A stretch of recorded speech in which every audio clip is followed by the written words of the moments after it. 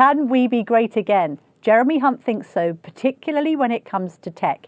He thinks Britain can become the next Silicon Valley, but I'm very worried about the march of AI and what it might mean for jobs. With our universities, AI could make Britain a fortune. But is it coming for your and my job? Find out. Listen to today's podcast. The Australian government, I think, totally to their credit, said just should be banned for under 16s. And, in the same way, under 16s can't smoke and do a whole set of things. Jeremy's completely right too. Smartphones should not be allowed for under 16s. They should not be allowed in schools. They shouldn't be allowed for under 16s. Can we be great again? It's the new book by Jeremy Hunt, Why a Dangerous World Needs Britain. Welcome back to the Daily Tea, Jeremy. Why write it? Because we are so gloomy and pessimistic and we think it's all over for Britain. And the truth is that we've got lots of really big problems, but you look around the world and so does everyone else. And actually, we need a little bit of perspective and there is tremendous potential.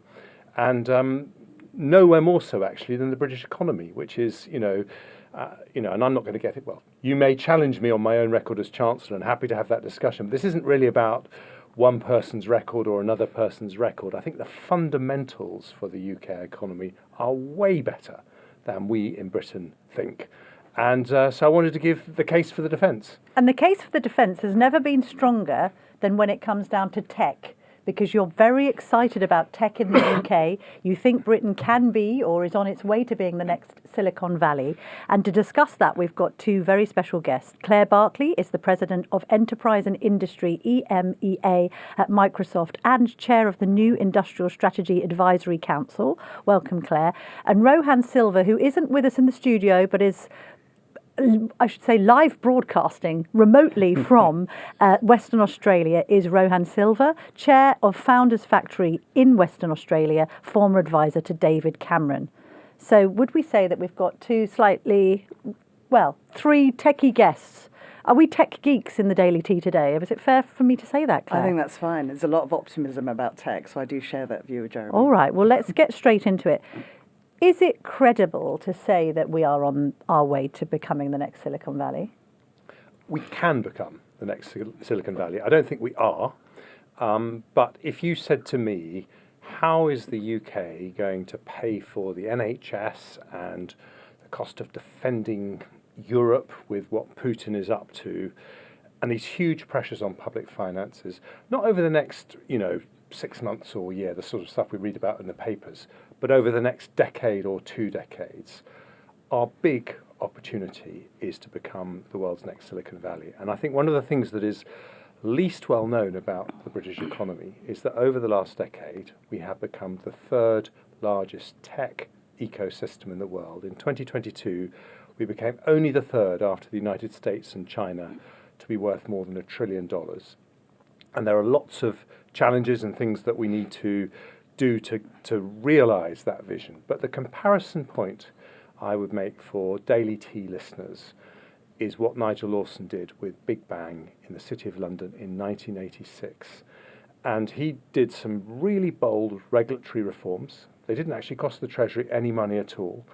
Interestingly, he was only able to do those because we were outside the single market, because the single market hadn't been invented at that point. At the moment it was invented, regulatory decisions were handed over to Brussels, but he had that control and he unleashed reforms that turned the City of London into the 2nd biggest financial centre in the world.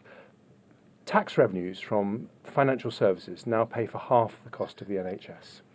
If we do the same for tech, and this is going to need real ambition, boldness, sorting out lots of things, but if we do the same for tech, once again we could have something that helps to, bring home the bacon at a time when public finances are really tight. Well, we'll get onto your productivity calculation in just a moment. Claire, is Bill Gates still your boss? No, he's not. No, but how big a presence? Because when I think of the tech bros, sorry, Claire and Rohan, I do just think of America. I think of San Francisco. I think of people like Gates, Musk, Zuckerberg, and all the rest of it.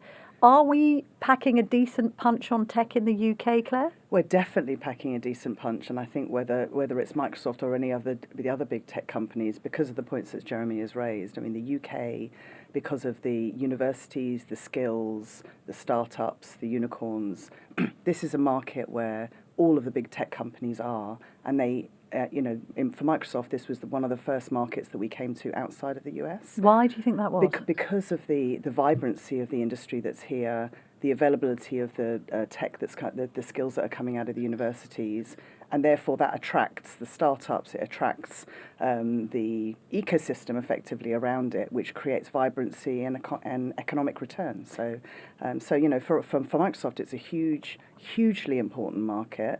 Jeremy and I actually partnered last year on a huge investment, Microsoft's biggest investment ever into the UK. It's the biggest investment we made in our 40-year history in Microsoft for building out AI data center infrastructure, mainly because of the opportunity that we see in the UK market.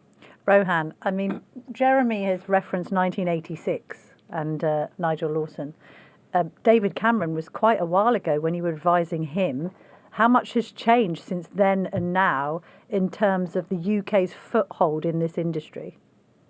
Yeah, well, an awful lot. I mean, it's a funny thing to kind of remember all the way back in 2010 when David Cameron became Prime Minister and Jeremy Hunt became Minister for DCMS. London in particular was a little bit of a backwater on tech. Berlin, Stockholm were probably ahead of us. And I think what should give us great kind of confidence, as everyone's been saying, London, Britain is now a really great sort of tech centre, really strong. But that has really come about because of a set of very deliberate things the government has done. Tax breaks to drive investment, entrepreneur visas to attract talent, a real focus on clusters like London and Cambridge, really specific stuff, opening up government contracts to tech companies. It's all quite nerdy, all quite boring. Don't get me started at the pub on this stuff where everyone else will leave. But, it should give us a lot of confidence, I think, that the government really can drive change. And, there's a technologist who was called Buckminster Fuller, and he said the best way to predict the future is to design it. And I think, credit to successive governments, including Keir Starmer's government right now, everyone's put tech over the last sort of 15 years, tech sort of really front and center, and it's driven so much positive change. And I think if that can continue, and as Jeremy says, the ambition can just kind of ratchet up that much more, I really think, anything's possible. It's really a really exciting moment. People say that the escalation of tech over the last 30 years, from Tim Berners-Lee deciding that there was this thing called the internet to where we are now, means that the next 30 years we will witness more technological change than we've actually ever witnessed before. Do you agree with that analysis? Like, it just escalates and escalates and escalates beyond anything we can contemplate now, Claire? Yes, absolutely. I mean, the pace of change, you sort of think of imagine it in Industrial Revolution terms. The pace of change that we've seen now is outpacing anything that we've seen. And this is, I've worked in the tech industry for over 30 years, and I've never seen anything like it. And so I think it's so important now that the UK grasps this opportunity. I think, as we've said, through previous governments and the current government, there is a lot of focus on this. But I think if we don't move fast, we will miss the opportunity, and we have to leverage all the incredible assets that we have, and kind of the groundswell of interest and excitement that there is around the UK. Certainly for many of the tech startups and larger scale-ups that I work with, they know they have to be in London because that's where they're going to find skills and capabilities. So it's now is the time to capitalise on that. And obviously there's a big conversation around AI, artificial intelligence, and how that will change the dynamic. But there are concerns, there are legitimate concerns, because if you are, Rohan, just to quote you, a tech geek who bores people in the pub about coding, you're great, you're brilliant, this is wonderful, you've gone to Oxford, you've gone to Cambridge, you've done a computer science degree, great, you're going to get snapped up by Claire, go and work at Microsoft or one of the rivals and have a great life. There are very many people in this country who don't have those skills. We had a survey even this week suggesting that fewer graduate jobs were being offered because they were being taken over by AI. A lot of administrative jobs are also being taken over by AI. And as we know on the factory floor, AI is going to have a huge impact. So for people who aren't that level of degree education, they are legitimately worried about the march of technology, aren't they, Jeremy? And how do we help them? Because we hear the government going on about, oh, it's going to create so many thousand jobs in tech. It seems untangible and unreachable to many people.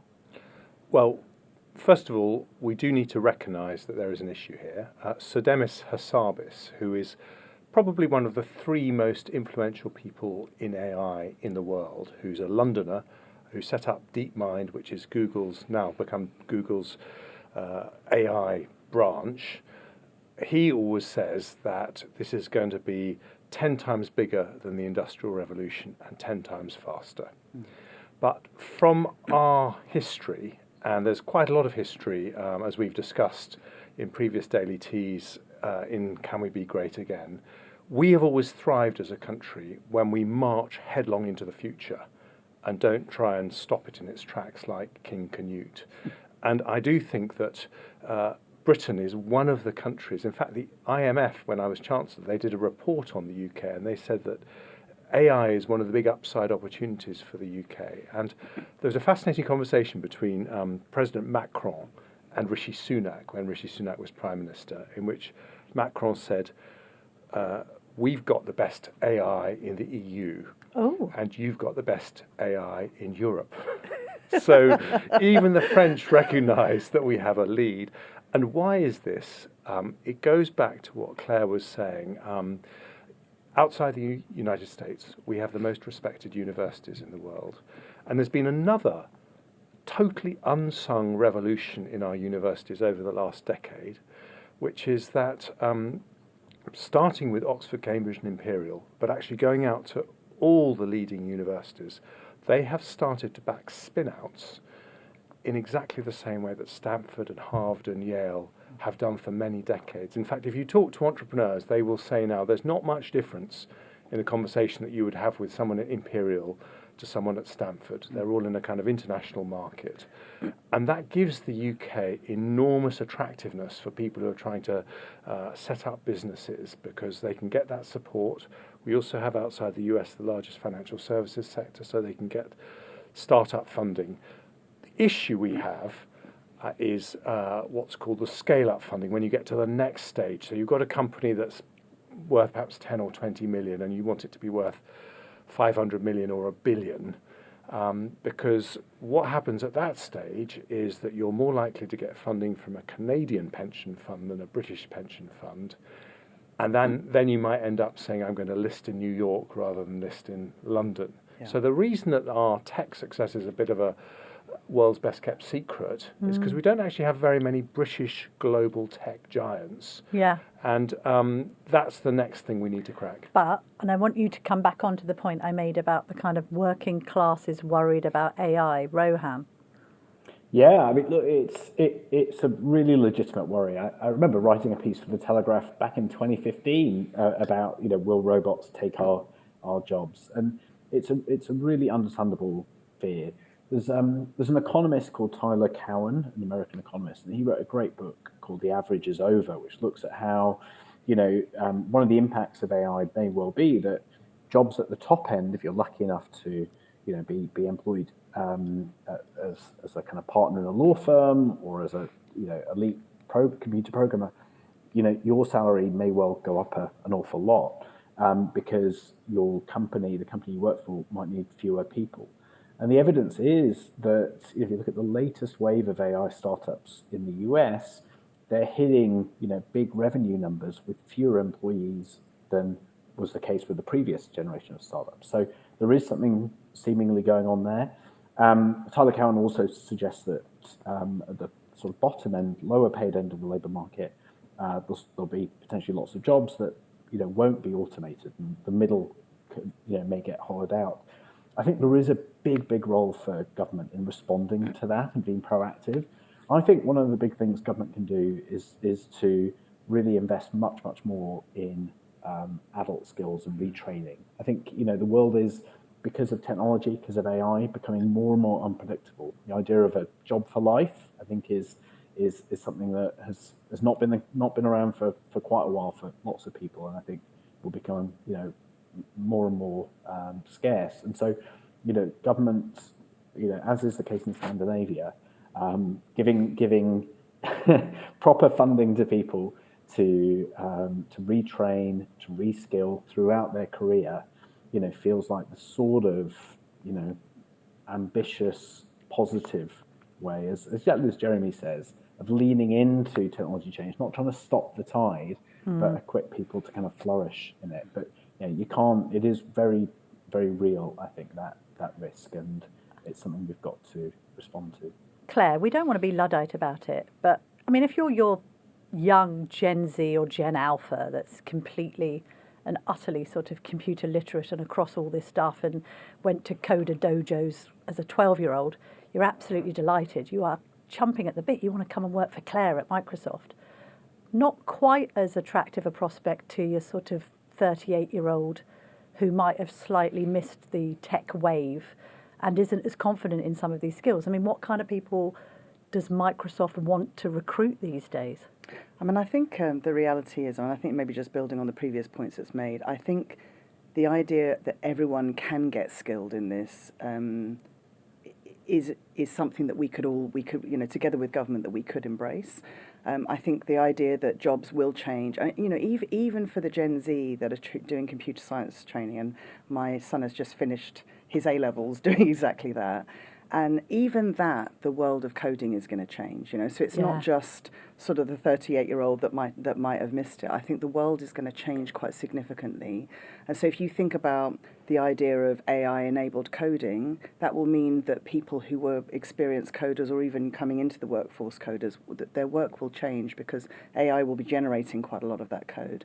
But that doesn't take away from the things that you need in terms of creative thought and problem solving and how you think about that, which is kind of what the skills that have been taught. So I would say for the 38-year-old person that perhaps hasn't got into tech, there's still a ton of opportunity to go after. And actually, I think some of the announcements recently from the government in partnership with big tech firms to really think about how do we do something more purposeful on skills. There's a ton of training that's available, but I think if you're that person, sometimes it's a bit difficult to know where to go. Well, the weird thing about it is that there's this tech revolution happening, and actually computer science isn't prioritised in schools. I think I remember somebody saying to me from a tech company, what we'd ideally like to do is take the kids at 14, 15, whatever, and have them just train in a Microsoft Academy, because actually what you're learning in the national curriculum isn't suitable. Yeah. Having said that, that's also quite disturbing because we're then giving so much away to tech.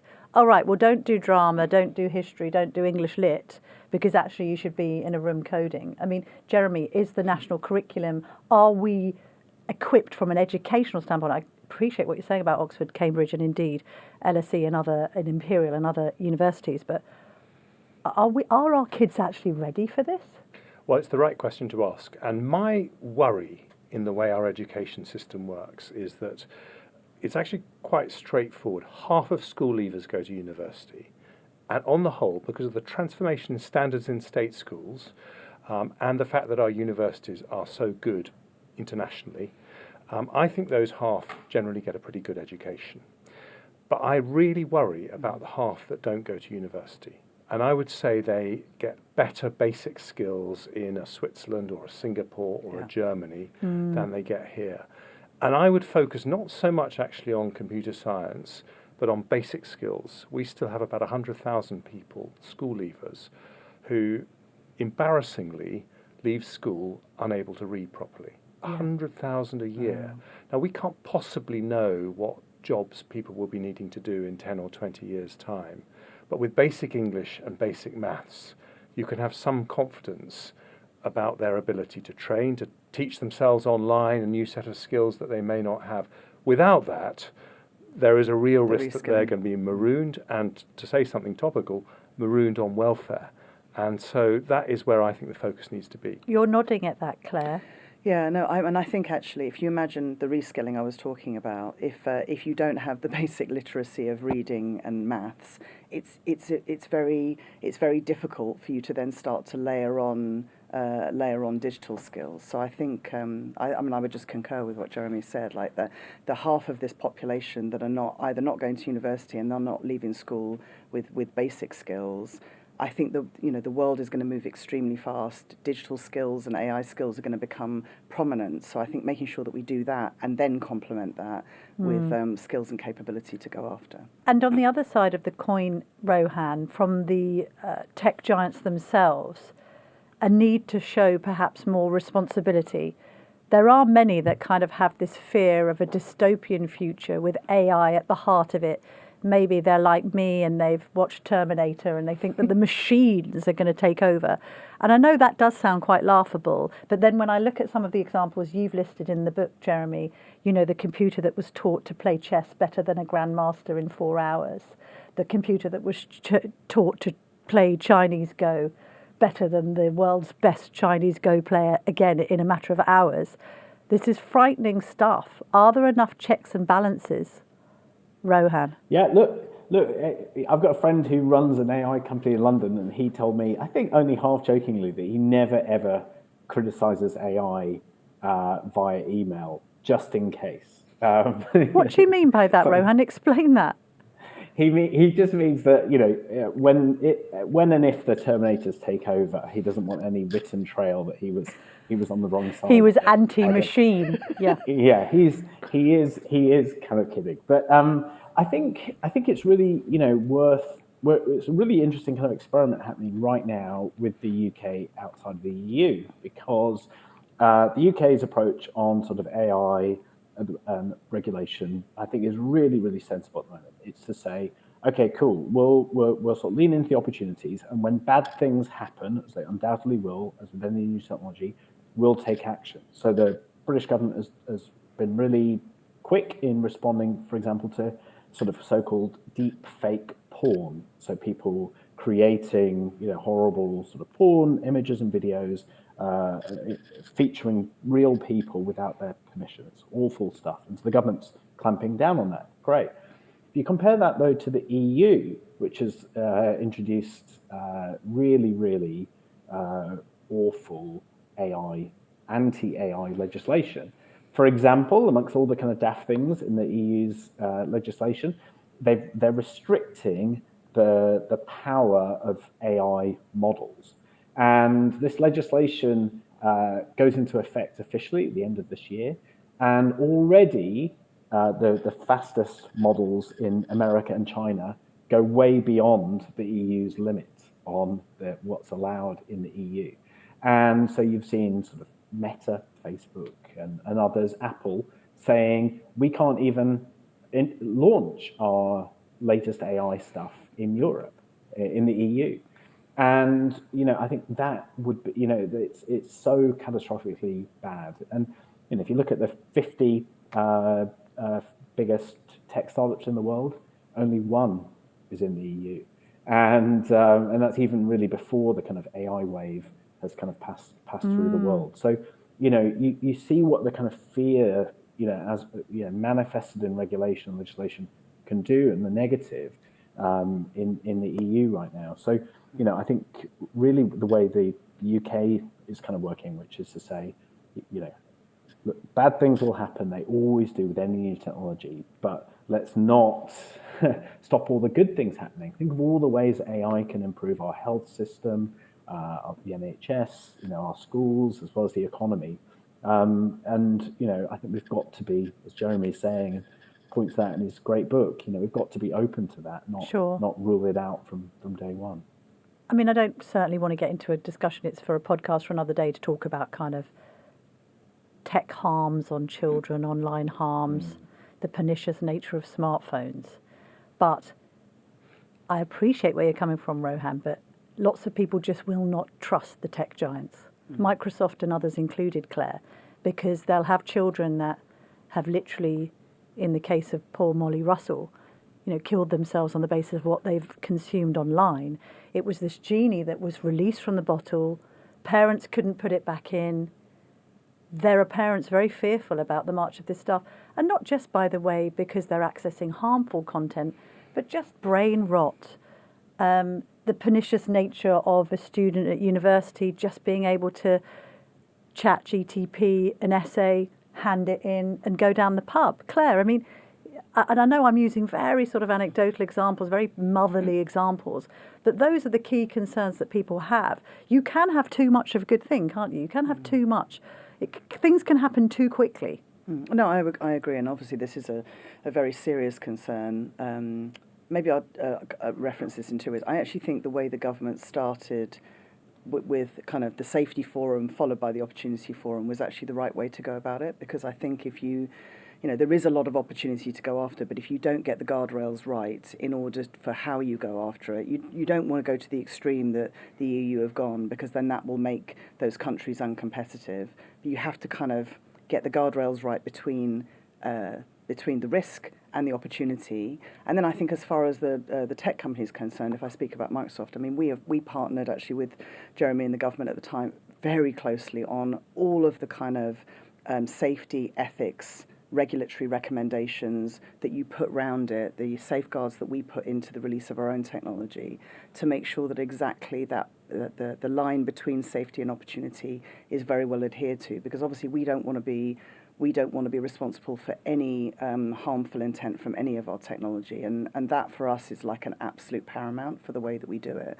Equally, you want to make sure that the very opportunity that Jeremy talks about in his book is untapped for the UK. And there are so many things, if you think about even government services, and I know Jeremy wrote about that within the chapter.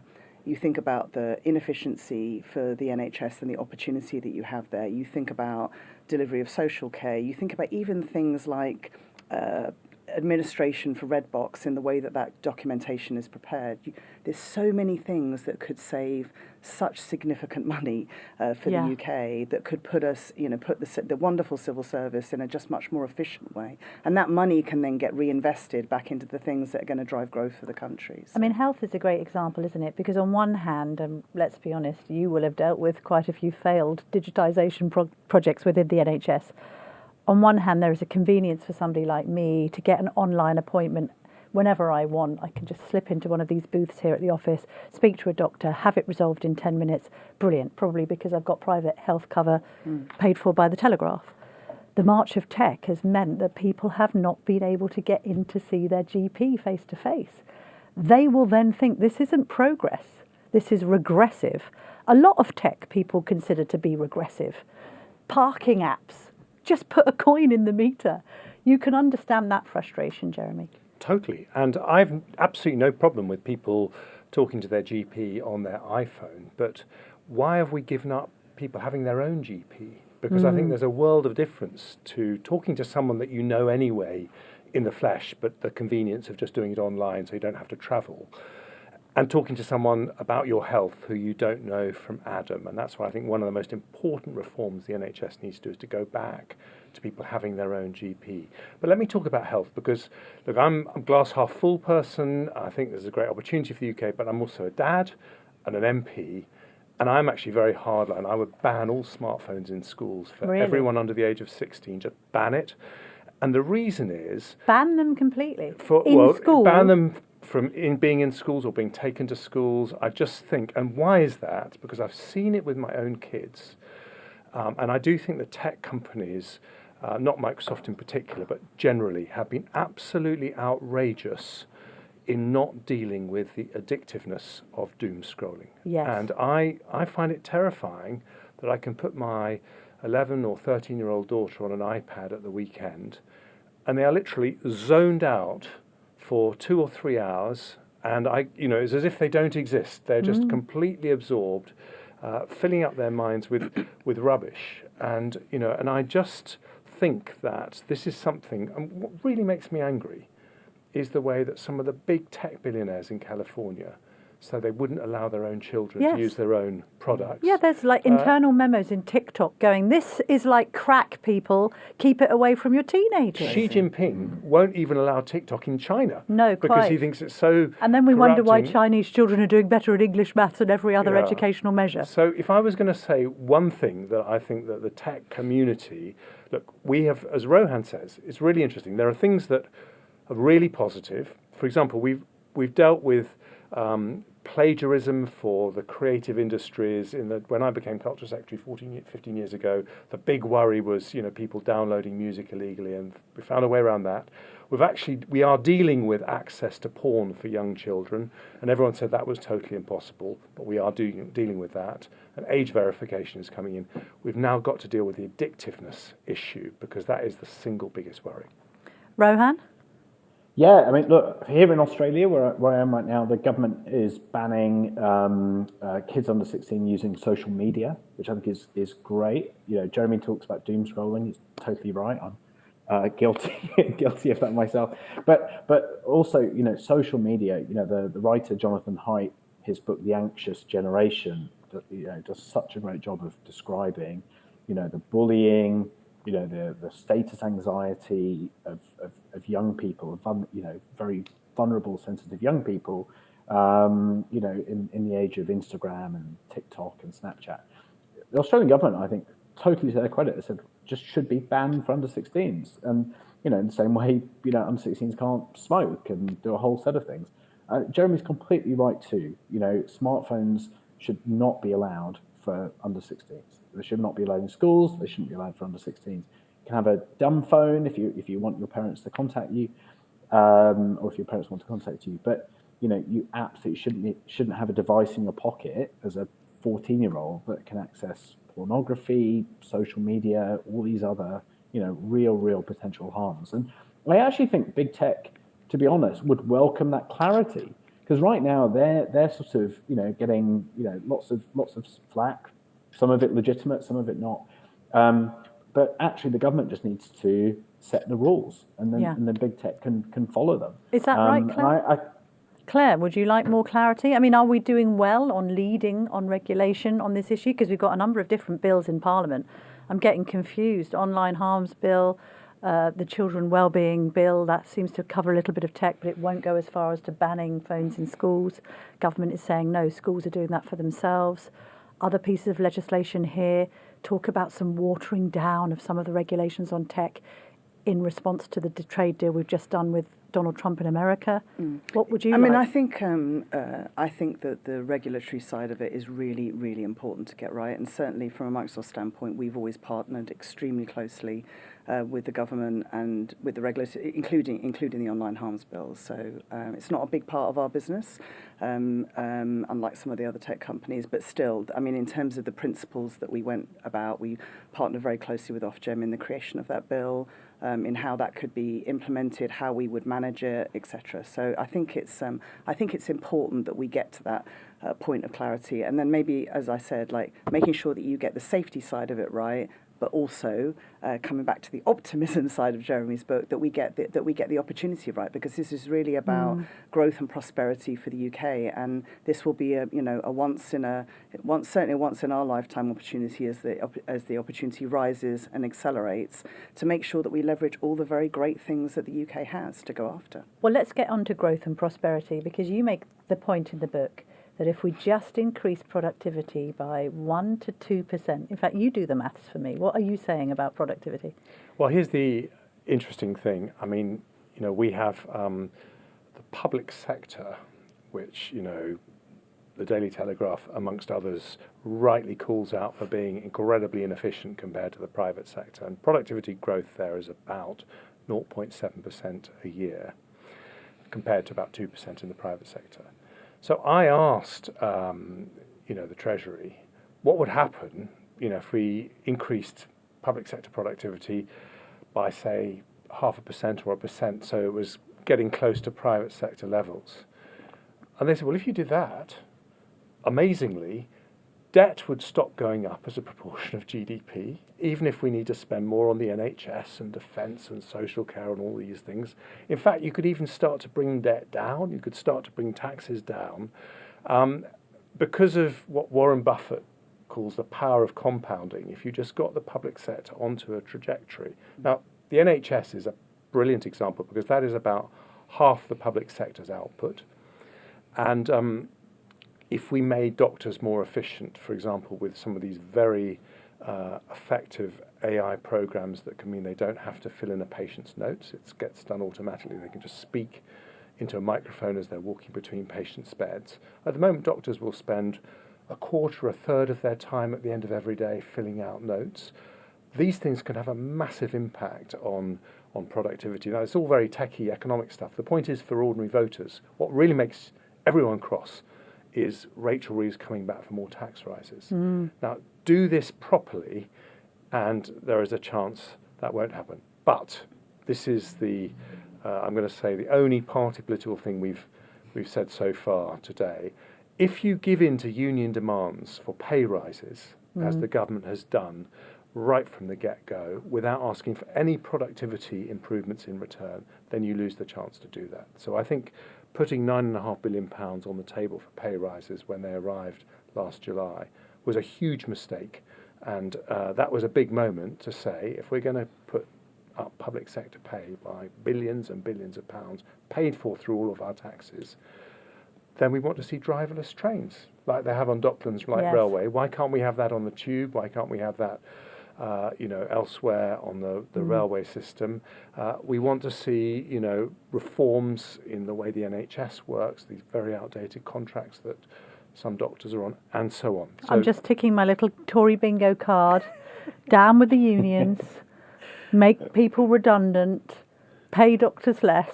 I thought your bingo card was, if this is all so brilliant, Jeremy, why didn't you do it yourself? That's your normal bingo. I am loving your ability now to start asking yourself really good questions. Please do answer that, former Chancellor. I think we actually made some good progress in many of these areas, not least the fact that we do now have this enormous tech sector. But look, there are lots of things. When I was Health Secretary, I wish I had gone further and faster. For sure. I did get the NHS app off the ground, which I think has been brilliant, but I can look back now and I still think there is lots more that I could have done. So I hold my hand up and say I didn't do everything that I could have done. But I would also say that there is lots now that Wes Streeting can do and that Rachel Reeves can do. And, there's all the sort of daily battles. I want to just, maybe this is my final comment, but I just want to give you a final optimistic thought about the British economy, because I think this just encapsulates why the gloom is overdone. There are lots of banks who predict how big global economies are going to be in the next 3, 4, 5 years. But there's only one consultancy I've found called the Centre for Economics and Business Research that predicts how big every economy in the world is going to be over the next 15 years. And they're totally apolitical, totally independent. So the UK now, 6th largest economy in the world today. Where do they say the UK economy will be in 2039, which is as far as they go? Most people think with all this doom and gloom, we're going to fall out of the top 10, we're going to be far, far down the pecking order. We're certainly not going to be in up with the leading economies in the world. In 2039, we are still 6th largest economy. I thought you were going to say third or something. Well, I was like, hang on, but wait, we create Silicon Valley. Hang on, we haven't finished. And they say we're going to start to close the gap with Japan and Germany. And why do they say that? It is partly because we have a very strong services economy. We have very big strengths in AI. We have huge potential in technology. And these are all advantages for the UK. And why do I think this matters? It's not just because I'm happy as a Brit that we're not doing quite as awfully as France, as occasionally your columns might suggest, Camilla. Occasionally. France, by the way, drops out of the top 10. Bad luck, Macron. 2039. Mon Dieu, quelle catastrophe! But the reason I say this is because this is a really dangerous world, and economic strength links to political clout.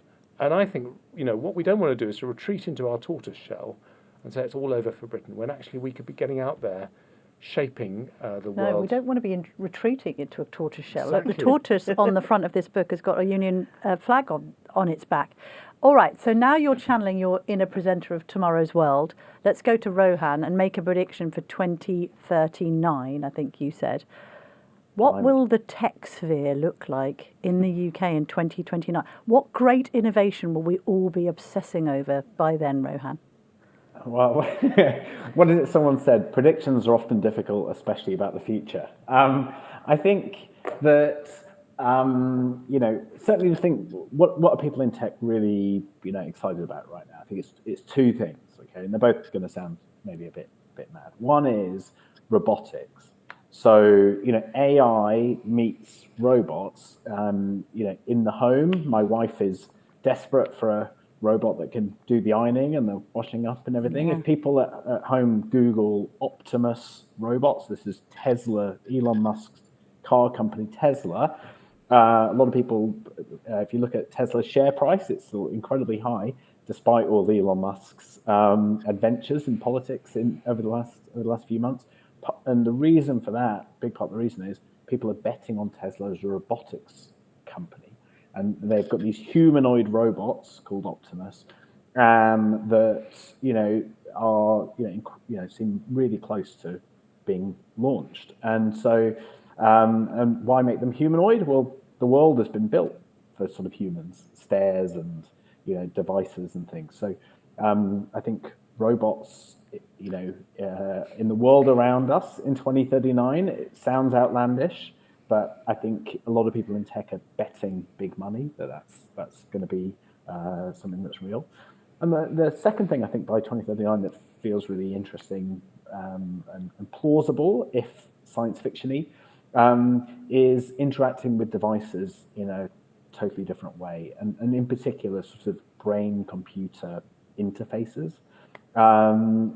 Big investment by the US military over the past kind of few decades, and that's now spilling over into the private sector. So, worth looking at companies like Neuralink, which is already starting to have paralyzed people being able to kind of move limbs again, restoring sight to some people who've lost their sight, all through kind of brain computer interfaces. So yeah, two things that sound science fiction-y, but then again, 2039 is an awfully long time away. Wow. And if you think about, I'd say to my 6-year-old, when I was your age, I couldn't say, "Hey Siri, play this song on Spotify," and he thinks, "My God, Yeah. what kind of backwards world?" What a boomer, honestly, Rohan.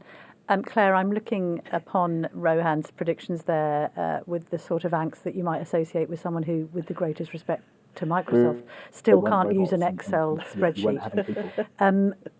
Goodness me, we've come a long way since the Word doc, haven't we? We have indeed. Where's Microsoft going to be in 2039? What are you going to be working on? Well, what's interesting is what Rohan's talked about. I mean, we're working with companies that are doing exactly this right now. They're in the early stages of it. So there's a Swiss-based company, which is a company called Innate, which is developing using AI and machine learning for recreating the human brain for applying in certain industrial situations. So that, one of the things, the human brain's an extremely intelligent thing, and so using that to really make sure that if you're applying it in kind of either manufacturing, in complicated financial services, that they're doing that. And actually, one of the other companies we're working with has literally just launched a humanoid robot for use in manufacturing and other sites. So it's starting already, that kind of innovation. But I think as I start to think about the sort of opportunity for the UK,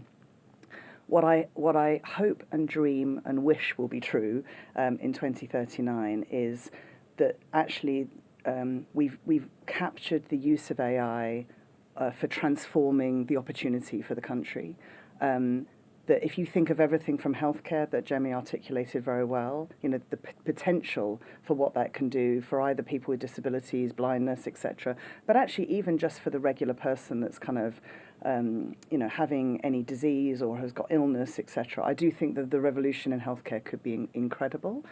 I also feel quite strongly, despite some of the conversations we've had about what will it mean for future skills and jobs, I feel like AI can play such an important role for rising the opportunity for everybody. So it won't just be people that have gone to university that have that opportunity. It will provide access and personal tutoring to every single kid in the country, and that will be something that actually can rise the opportunity for all. But I think there are a few things we've got to do in order to capture that. We have to get the skills piece right, and I think the partnership between government, industry and universities is extremely important. We have to get the infrastructure right. We haven't talked a lot about that during this discussion, but if you don't get the right infrastructure in the country with the right energy in order to run it, then none of this kind of AI advancement and revolution will be possible. We Down with Ed Miliband's net zero plan then, Claire. No, actually, I mean, I think all of the investment, certainly that Microsoft and many of the other tech companies are doing, is a net zero investment. This is about green energy. But we are going to need to produce a hell of a lot of energy. But we're going to need to really change the game. I know that's a separate chapter. I know. Let's not get into wind farms and solar panels. And then the final piece I would say is just regulation overall. I think we touched on that well. That said, like, you've got to get this balance between opportunity and risk. My final pitch is I think government themselves have to be the best users of AI. They often talk about the things that businesses have to do, but I think if they can lead from the front with the use of technology, some of the pilots we've run recently, they're saving months of time with the AI technology that is possible. And so I think if I think of 2039, in order for us to be number 6 or higher, I think some of these things need to be true, and it's in our fingertips to be able to do that now. This is a positive way to end this podcast. I was envisaging myself in 2039 walking around like Linda Hamilton with a pump-action shotgun, trying to take out the machines. Maybe it won't come to that. Final question to Jeremy. Did you use ChatGPT to write any of this book, Jeremy Hunt? I did not. But any AI at all? Because I know you were once a tech entrepreneur yourself. Yes, I didn't. But I'm writing another book on economic growth in the UK, and I used ChatGPT the whole time. Did you? I am using it. This is the innovation in your own. But I'm not saying write a chapter, but to check facts, and it is extremely good. Saves a lot of time, and I've been bowled over by it. On that bombshell, Jeremy Hunt, Clare Barclay and Rohan Silva, thank you very much indeed for joining us on this very techie but very interesting Daily Tea.